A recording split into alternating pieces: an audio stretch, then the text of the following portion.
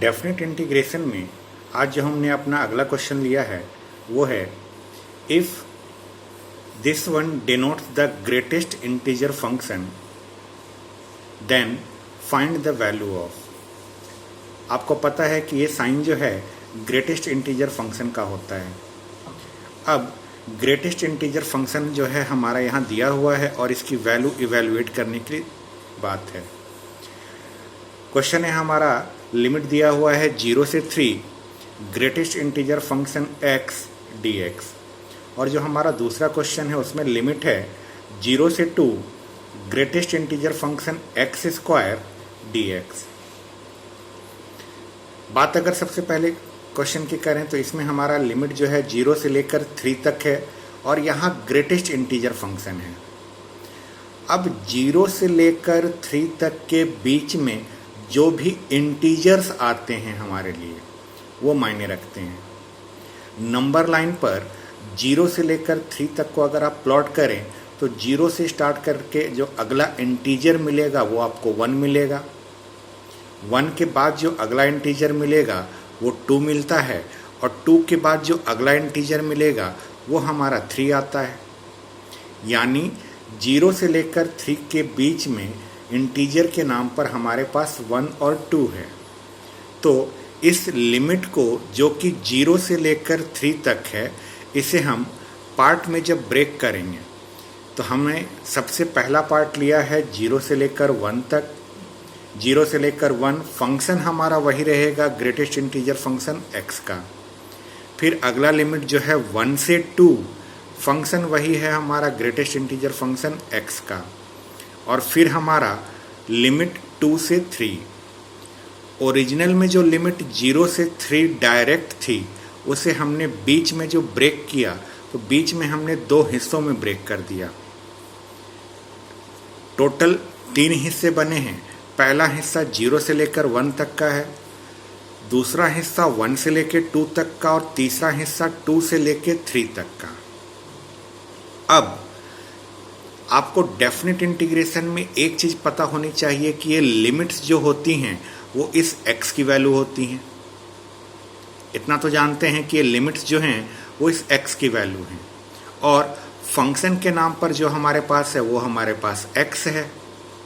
यानी x की value जो है 0 से लेकर 1 तक वेरी कर रही है इस इंटरवल में। इस पर्टिकुलर केस में x की वैल्यू 0 से लेकर 1 तक है और चूंकि ये अपने आप में ग्रेटेस्ट इंटीजर फंक्शन है तो 0 से लेकर 1 के बीच में जो ग्रेटेस्ट इंटीजर की वैल्यू आएगी वो आएगी हमारी 0। इस ग्रेटेस्ट इंटीजर फंक्शन की वैल्यू अपने आप में इस लिमिट में 0 आएगी। बात अगर हम करें 1 से लेकर 2 तक की तो 1 से लेकर 2 तक के बीच में जो ये ग्रेटेस्ट इंटीजर अपनी वैल्यू देगा वो आएगी 1।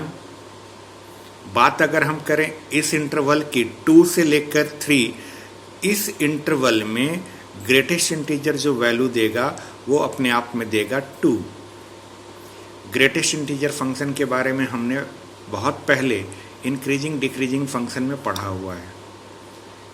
ग्रेटेस्ट इंटीजर के नाम पर अलग से ही हमने पहले एक पूरा वीडियो देखा हुआ है जिसमें ग्रेटेस्ट इंटीजर होता क्या है, उसकी वैल्यू निकालते कैसे हैं, इसके बारे में हमने चर्चा की थी। बस ध्यान ये रखिएगा कि 2 इंटरवल के बीच में जो लीस्ट वाला नाम भले ग्रेटेस्ट इंटीजर आता है लेकिन इसकी वैल्यू जो होती है लीस्ट वाली इंटीजर की आती है। तो हमने सबसे पहले 0 से लेकर 3 तक के इंटरवल को हमने 3 हिस्सों में ब्रेक किया। 3 हिस्सों में ब्रेक करने के बाद इस ग्रेटेस्ट इंटीजर की वैल्यू इस इंटरवल में हमने निकाली। इस ग्रेटेस्ट इंटीजर की वैल्यू हमने इस इंटरवल में ये निकाली और इस ग्रेटेस्ट इंटीजर की वैल्यू इस इंटरवल में ये निकाली।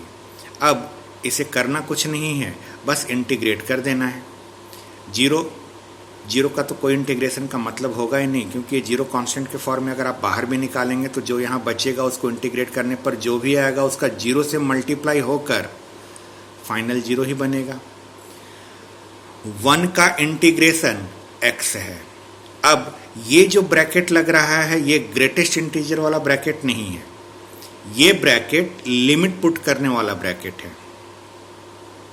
यहाँ पर 2 का इंटीग्रेशन, 2 तो कांस्टेंट है, बाहर निकल जाएगा, 1 dx का x ही आएगा, तो फाइनली हमारा 2x। ये जो ब्रैकेट लगा है ये ग्रेटेस्ट इंटीजर का ब्रैकेट नहीं है, ये लिमिट पुट करने वाला ब्रैकेट है।